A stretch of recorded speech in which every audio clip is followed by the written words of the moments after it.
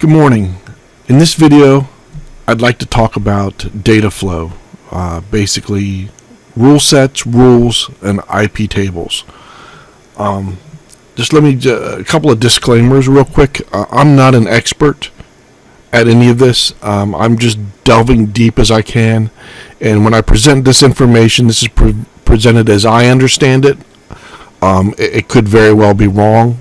I could be off just a little bit, but at least I'm just doing some experimentation. That's all. So if you find this interesting, that's great, and we'll go from there. All right. So I want to talk about data flow going into and out of an edge router and how everything is set up. So when you first set up these edge routers,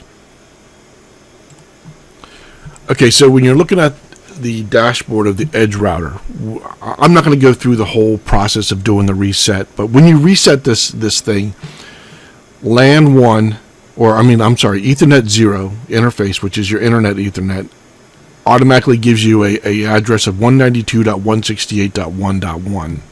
Okay, now if you were to go ahead and log into your edge router at that time and go ahead and configure up Ethernet 1 and Ethernet 2, the router is essentially wide open to a certain point. It's wide open to allow you to configure it.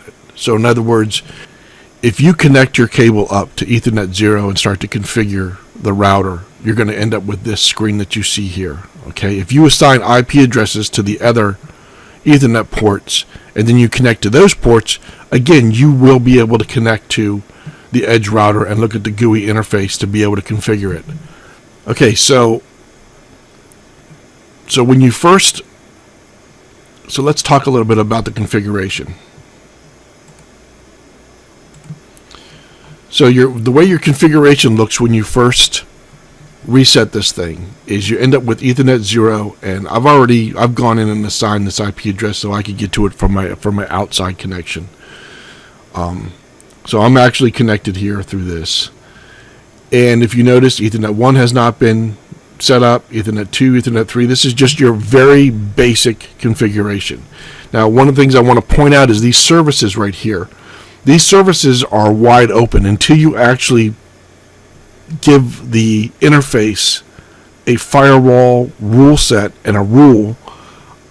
This interface or these ports are actually going to be open to any interface that you have connected to it. Okay, and that includes port 22. So you're going to be able to hit the GUI this way. This is how you get in to be able to hit the GUI. All right, so if you look at our configuration, it's very generic. There's nothing. It just establishes all your Ethernet ports and establishes your services and basically gives it a username with a password and a couple of other small things, NTP and all that. But I'm not going to get into that. All right, so that's when you first initially set this thing up. So if you go in and you configure the IP addresses on all the interfaces, like I have here, and you configure these IP addresses up, you're still not going to be able to get anywhere on the router. And that's because everything goes through the firewall and IP tables. At least that's my understanding. Okay, so until you actually run this wizard up here, you go up to the wizard and you actually run a wizard setup, like the basic setup, which is the one I'm going to run. Until you actually run that, none of the firewall IP tables are set up. So let me show you what I'm talking about. All right, so you see the configuration here. And when we talk about IP tables,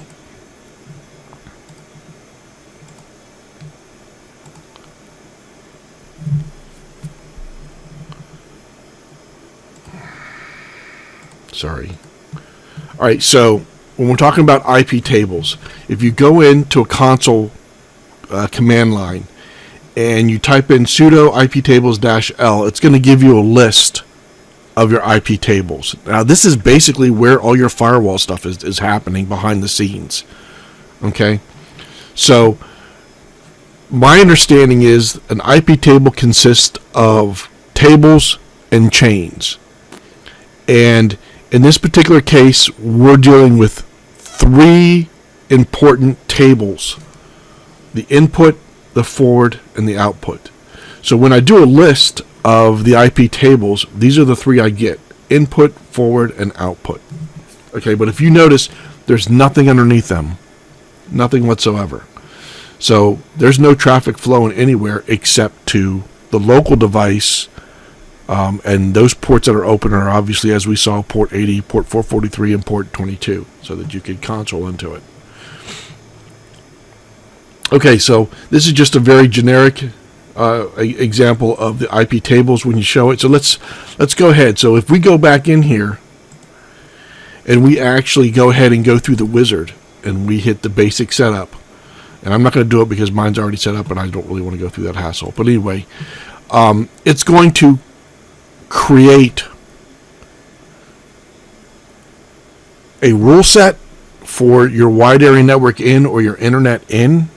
It's going to set up masquerading, and then it's going to set up all the other IP table, what they call chains, that allow things to communicate. So as soon as you run through that basic wizard, and if you were to go, as you go through there, if you go to LAN 1 and you give it an IP address, and you go to LAN 2 and you give that an IP address, and even LAN 3, if you go through there and give all those different IP addresses for different network segments, once you finish with that basic wizard setup, your router is basically wide open on the inside. So in other words, if I'm sitting on LAN 1 and my gateway points to this IP address, 10.10.1.1, and I want to get to a device on LAN 2 at 10.10.2.1 or 10.10.2. whatever is on that network segment, I can get to it without any problems because there's nothing that's keeping me from doing it. Okay, so let's take a look at that real quick and see what exactly is happening there. All right, so this particular, let's go ahead and open this with TextPad. Okay, so now we have run our basic setup wizard, and this is what gets created. We have a rule set called wide area network in. And then we have these associated rules. We have there's 3 rules that are set up, but in this particular configuration, you only see 2 of them. And I'll get to that in a little bit. All right, so you got wide area network in, and you've got the things that are happening are allow, establish, and related, and drop invalid state. I'm not going to go over those in detail right this second, but maybe a little bit later. Okay, on the wide area network local, which is the connection that brings you into the router itself that allows your GUI interface to work. It sets up this rule set and these 2 rules.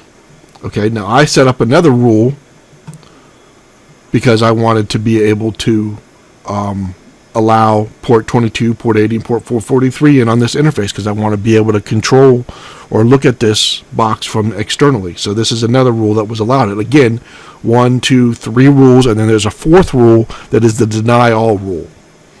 That always gets set up. So if we go down and we look at our interfaces, again, my interface is set up. But in this case, after I've run the basic wizard, now these rule sets are now applied, and they are applied to the firewall Ethernet 0, the interface Ethernet 0, and it's also showing the direction of where it's going. So in this case, it's coming in. In this case, it's going to local. So this rule set is coming into the firewall. This rule set is going to the local, which is your local router. All right, so again, I've configured up Ethernet 1 and Ethernet 2 with IP addresses. And again, right now, everything is open. So if I want to get from 1 to 2 or from wherever, if I want to go out. So and another thing that gets created, and I'll go with that. So let me just go through there. Okay, so the last thing that gets created is this masquerade on Ethernet 0. So outbound interface is going to be Ethernet 0. Now, from what I've read online, there is a difference between masquerade and NAT, or what's mostly considered SNAT, which is source NAT. Okay, so when you set up a rule like this, a NAT rule where you're going to be using the masquerade function, that means that you are allowing multiple internal IP addresses, either on the 10.10.1 or 10.10.2 subnet that I have currently configured, you're allowing any one of those subnet IP addresses to send outbound traffic through your Ethernet 0 interface, and you're allowing it to use that one IP address for all those different internal network segments and network IP addresses. The internal, so it's multiple to one. It's multiple IP addresses on the inside going to one IP address on the outside, and then connecting wherever it's going after that. So if you're on the outside and you see a connection from one of these internal boxes, it's going to look like it's coming from this particular IP address up here, which is 192.168.1.118. So everything that goes out looks like it's coming from that IP address, right? And the firewall itself keeps track of that by assigning a number to each connection that goes out, and that way it knows when the connection comes back where to send that traffic to. Now, in a NAT environment, from what I've read online, is that when you're NATing something, it's a one-to-one configuration. So what they talk about doing is, they talk about, for Ethernet 0, they talk about adding multiple IP addresses, external IP addresses. So you have like maybe 5 or 6 or 8 or 10 or whatever. And as a connection is made from the inside, just one of those IP addresses is used. So that means that none of the other ones, or that means that IP address can no longer be used by a different internal device that's trying to get out to the outside world. So as you can see, if you only have like 4 or 5 IP addresses assigned to that particular Ethernet 0, you could run out of IP addresses and not allow connections to take place in a NAT environment. So you really need to understand that what we're doing is we're masquerading to the outside. We're not NATing to the outside. I've only got one IP address, and I've got multiple devices that are able to use it at the same time.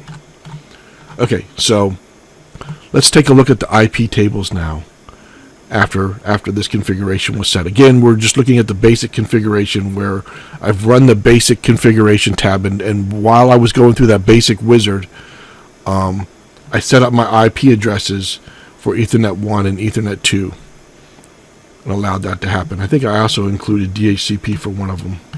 I don't remember. Maybe I didn't. Alright, doesn't matter. Alright, so let's look at the IP tables.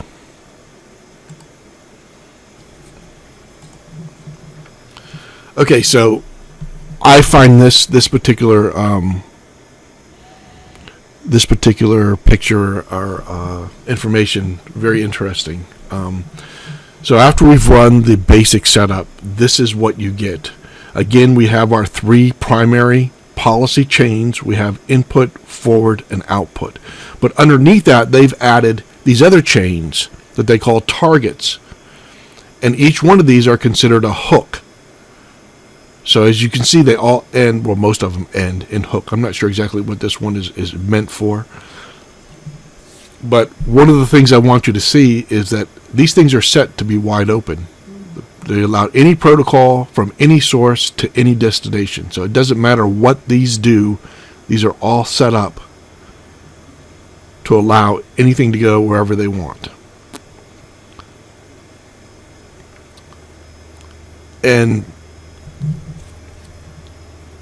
so if you go down here, some of them are actually are already set. I think some of them are just sitting there waiting to be used, and some of them are set. So let me see if I can explain this correctly. The way I understand this thing, the way it works is data comes in, it goes through what they call a network stack. I didn't have enough time to go through all that to actually figure out what the network stack was. But it basically, it goes down the stack, and it reaches one of these hooks in the IP table. And it says, go to this hook and see if there's anything you need to do with the data. Right? So you're going to jump. I'm not sure if you're familiar with assembly language.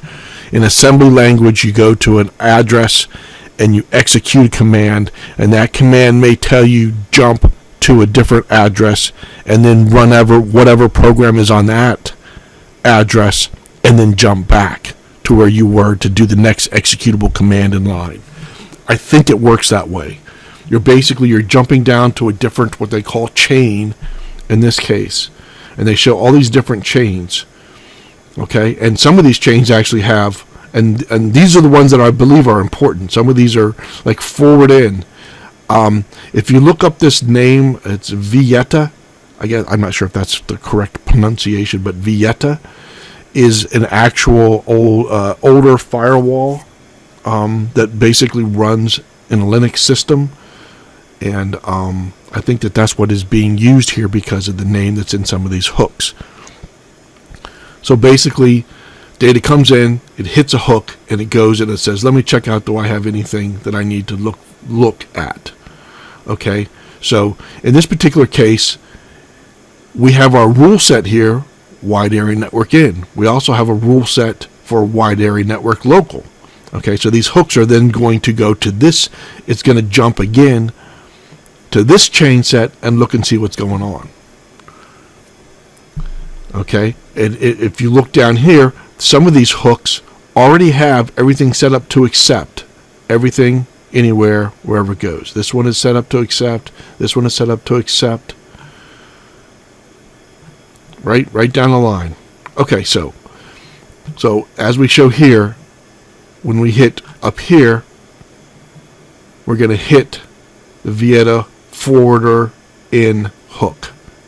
We go down to Vieta forwarder in hook, and we're going to go to this chain, wide area network.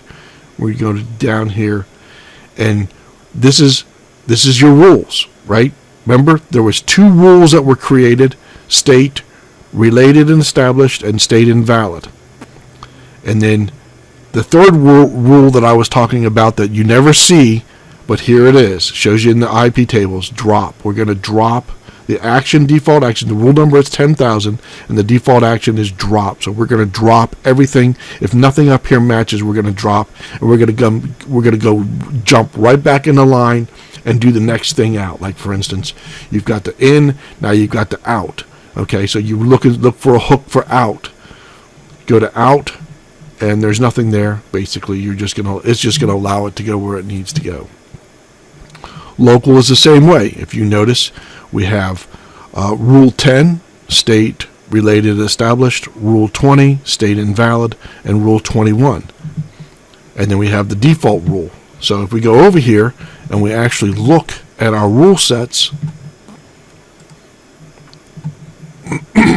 I've got a couple of extra ones in here, but this is the one that we're looking at right here, is wide area network in, wide area network local. So if we go over here and we edit the rule set, you're actually going to see the rules. Now ignore this one down here for the time being. Again, I'm just talking about when I did the basic wizard setup, and it creates this one and it creates this one. Okay, so it creates those two rules, and then we have to tell it what interface to come in on, and that's again one thing about the picture I just showed you, or the other one where it showed all the data. It doesn't really tell you what Ethernet port it's working on, and that's going to be a different. I'm going to show you that in a different way. But if you go to stats, you will see all three. You're going to see the allow, established, related, drop invalid state, and then the default action, which is 10,000. So if you actually look at the stats, that's where you'll actually see the one that you don't really see when you're setting this thing up over in rules. Basically because you can't do anything with it. So that's another good point to make, is whenever you create a rule set, okay, the one rule that's always created is this one, rule 10,000, and it's going to drop everything. So if you don't go in there and start changing things or adding rules that you want right away, if you just say, oh, I'm just going to create the rule set, I'm going to come back to it, traffic is not going to flow. Okay, because it's going to see that rule and it's going to say drop everything. There's nothing, I have nothing up here to do with the traffic, so I'm just going to drop everything. So, and I mean, in this particular case, this is what we want, right? We don't want a bunch of traffic coming into our firewall from the outside without us being able to control it and tell it what we want it to do. All right, so again, if you want to look at the local one, edit the rule set. So in here, I've got 4 rules set up, right? If I go to stats, I now have 4 rules because I created this one rule down here so that I could access the console, this whole setup here, so that I could either access the console through port 22 with a SSH session, or I could do the GUI through 80 and 443. So I set that rule up after I did the basic wizard. So again, we want to look at, so we're looking at it, you can see wide area network in, and there's my 3 rules, and then wide area network local, and there's my 4 rules. Okay, but one thing that you notice is, well, how do you know what interface this is coming in on? This is just a name. This name could be pointing to anything. Well, you have to run a different command to be able to do that. So let's go ahead and look at that. Okay, so there's another command that you can run, and it's the IPTables -S command. And this is going to give you basically all the same information that we had, but it's going to add some information. It's going to add things like this particular rule here. Let's pick, all right, let's pick this Vieta firewall in hook. Okay, it's this command's now going to show us that the interface, incoming interface, is ETH0, and it's going to tell us that we want to jump to that chain WAN_in,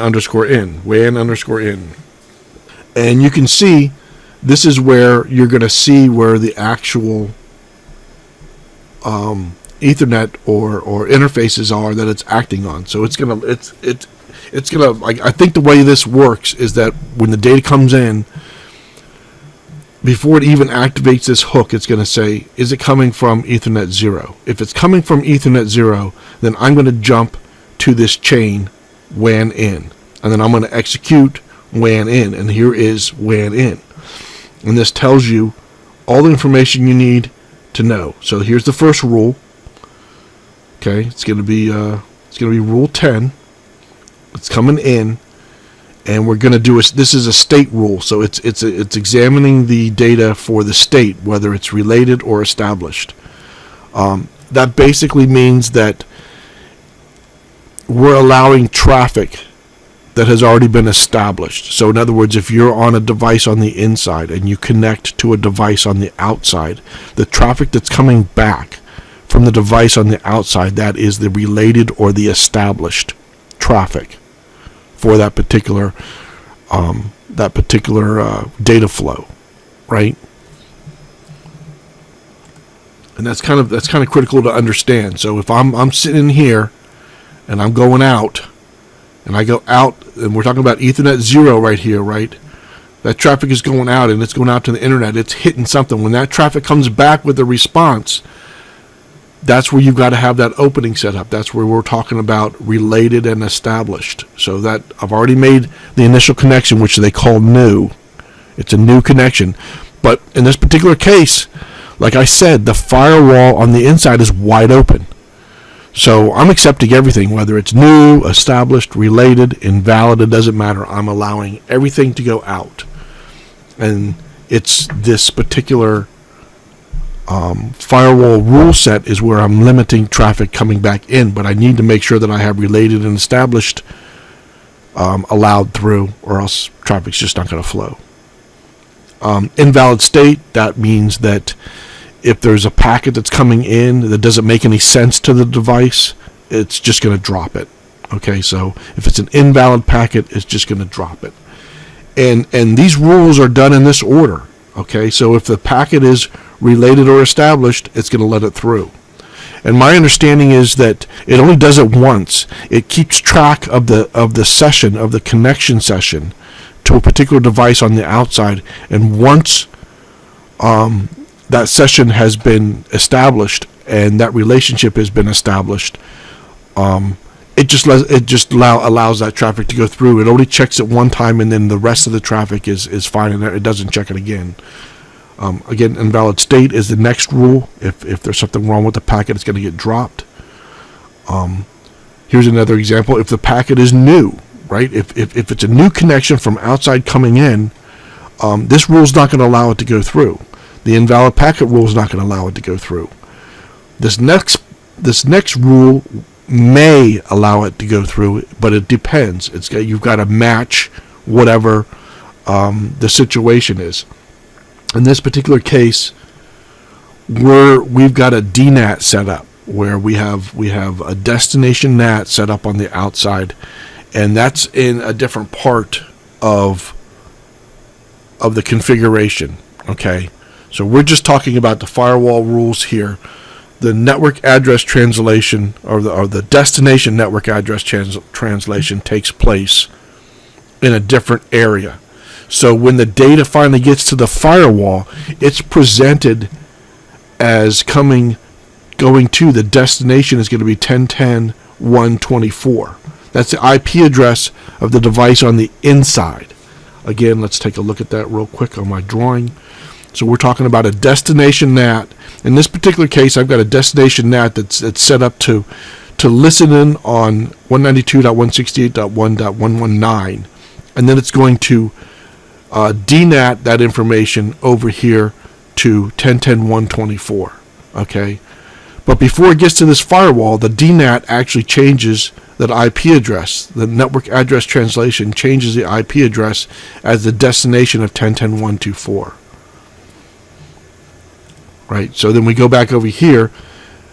The rule sees the destination as 10.10.124.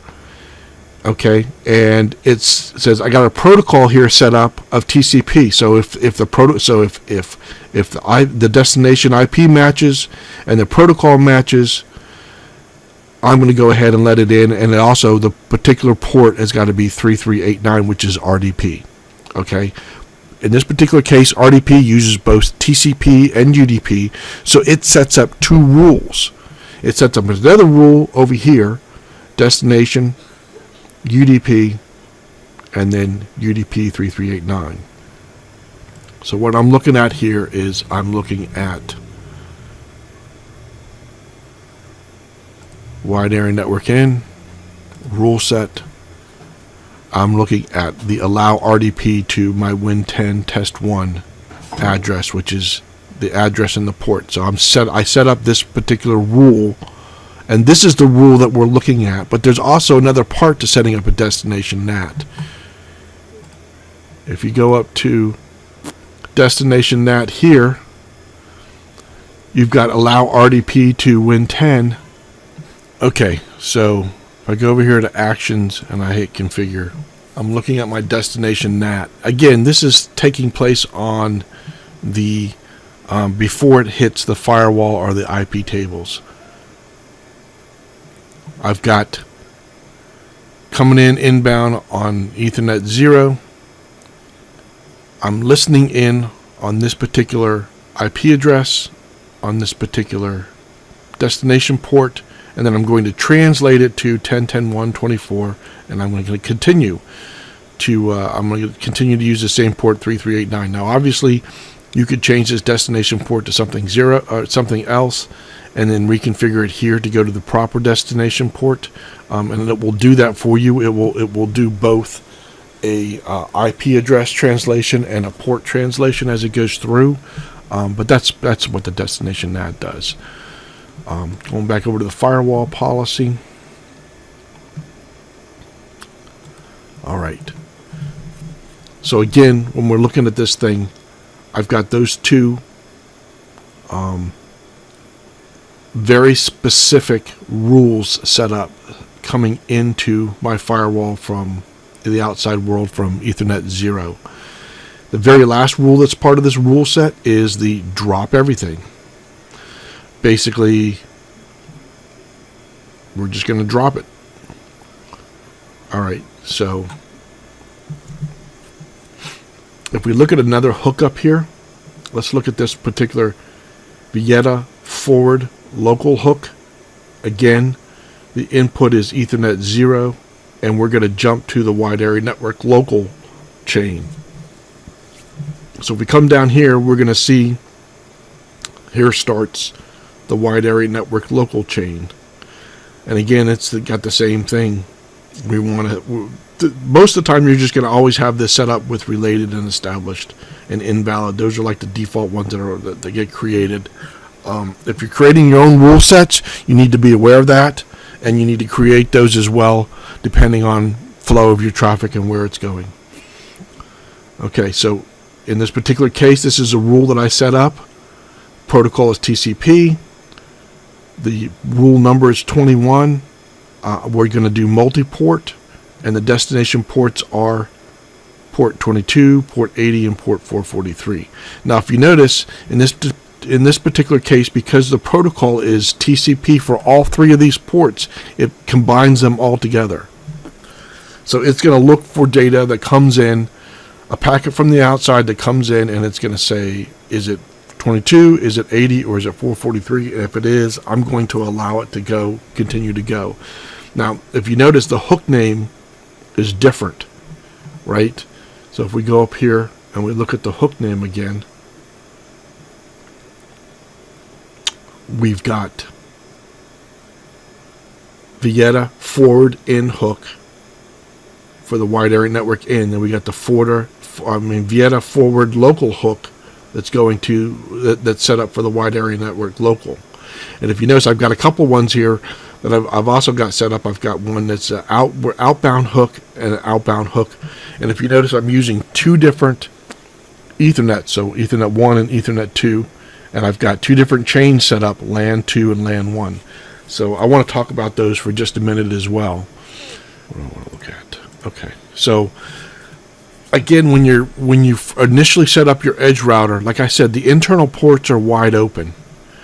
And let's say you've got one of these ports set up as a DMZ, and you don't want that DMZ traffic, somebody to be able to somehow get into this workstation here and then be able to launch an attack through Ethernet 2 into Ethernet 1 and then try to get into this workstation here, because a DMZ is supposed to be what they call a demilitarized zone, right? It means that everything is controlled. Whatever comes in and whatever goes out is extremely controlled.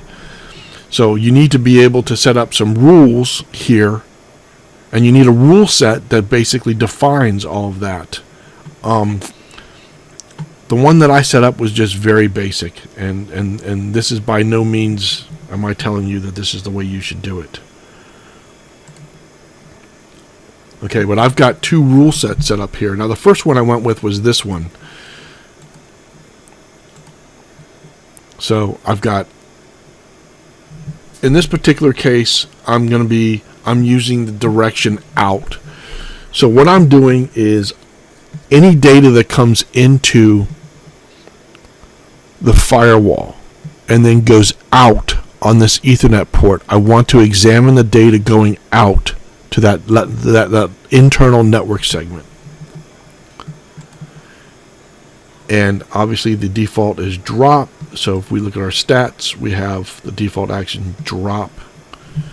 Okay, so looking at this particular rule set that I have titled LAN1-out, what I'm basically doing is I'm trying to keep traffic from flowing from another network segment that's on my switch. So I'm trying to keep traffic. I don't want somebody to be able to come into this particular box and then be able to jump over to this network segment and get onto this box. So I'm doing a outbound denial of traffic, so that I only want very specific traffic to be able to go outbound. Okay, but what's important is that I want to be able to allow established and related traffic. So that means that if I'm inbound and I go out to the network, all the traffic that's coming back to me is going to be established and related, right? I submitted the inbound traffic into ETH1 from an internal device is considered new. I'm going to connect to a website that's on the external, out on the internet.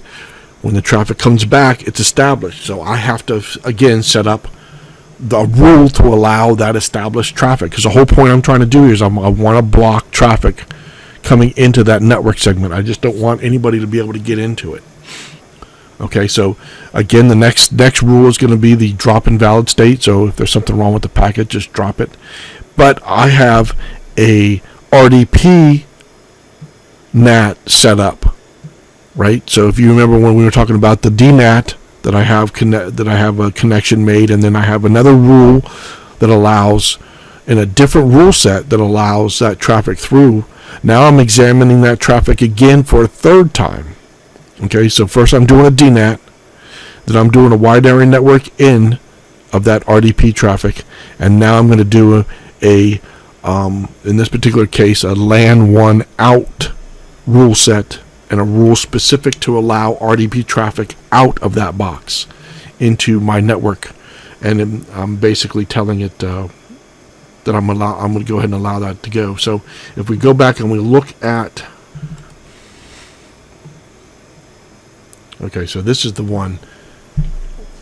I have LAN 1 out and LAN 2 out. And again, this is the traffic that I'm talking about. This is where I am limiting what can go into that network on that network segment. So I'm limiting what can go in out of ETH1 into this network segment. And I'm doing that with this particular rule set, right? I'm allowing all relative and related and established traffic in, so that the people on the inside can still communicate to the outside. I'm dropping all the invalid packets, and then I'm looking at each one of these, and I'm saying, okay, if I got a TCP, and this is the destination IP address, and we match exactly, source we don't care, TCP, and then the destination port is 3389, and then for UDP the destination port is 3389. We're going to allow that traffic through. Anything else we're going to drop. So if you're trying to connect via RDP from this network segment through here, this is the rule right here. Rule 10,000 that's going to drop that traffic, because it doesn't have a matching set that says, yeah, you're allowed to come through. Okay, so I did the exact same thing on LAN 2. Exact same thing. Just so in this case, I have a destination NAT up here on LAN 1, and then I have a forwarder on LAN 2. And I wanted to go through and talk about what those look like in the IP table. I know this video is running a little long, but this is a lot of information to take in, and I just want to try to finish it up real quick. So when we go down here and we look at, this is a chain from above. Make sure I get the right one. I think that it's this one, UBNT preform or pre forward. I guess maybe that is what that means. I'm not sure what some of these designations mean, but this is the hook. So we're going to hit that hook, and it's going to jump down here to that hook, and it's going to be, this is the forwarding rules. Okay, so that we're going to accept TCP anywhere, and the destination is this IP address, and we're going to accept. And you're like, okay, well, where exactly is that forward coming from? Well, the default interface is ETH0, and the system knows that, right? So if we go back over here and we open this particular, and this is where we're actually going to look at the forwarder. So here's those two forwarder rules. Destination is 10.10.2.28. Destination port is 3389. So there's the two rules that we're talking about.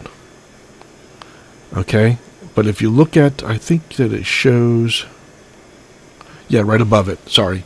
So this is the hook, right? So the hook is saying inbound Ethernet 0, we're going to jump to this chain, and this is the chain that it jumps to.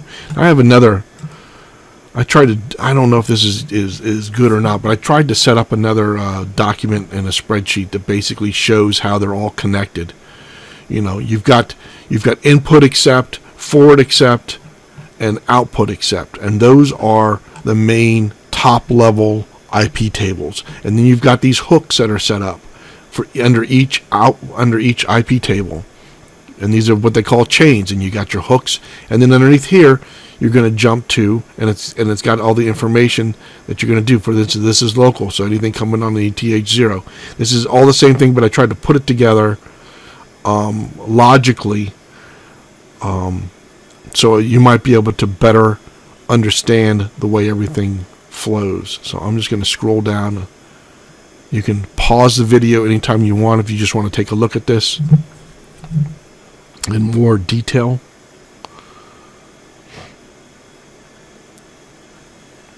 All right. So then we talk about our LAN 1 and our LAN 2. And if you notice, there's two different hooks, right? It's going to read this hook first. If the data is not coming from one, but it's actually meant for two, then it's going to jump down here to this hook, or this particular chain. I'm sorry.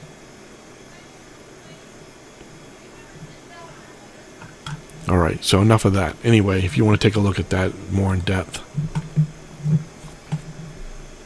And all I did was I just took this information because this command is the one, IPTables -S is the one that actually shows you the interface that it's destined for. So, but this is again, this is the IPTable -L, and this shows all the different chains and hooks and IP tables that you would want to see in this particular case. All right, I'm going to pause this video for just a minute. I just want to make sure that I didn't miss anything, and then I'll be back. Okay, I don't think I showed the forwarder in the configuration that we were looking at, so I just want to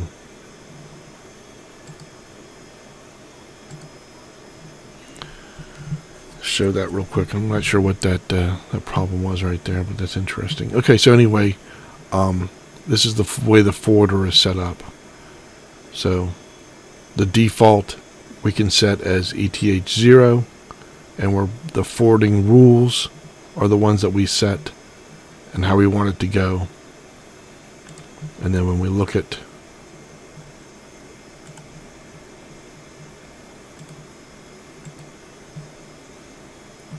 I think this is enough.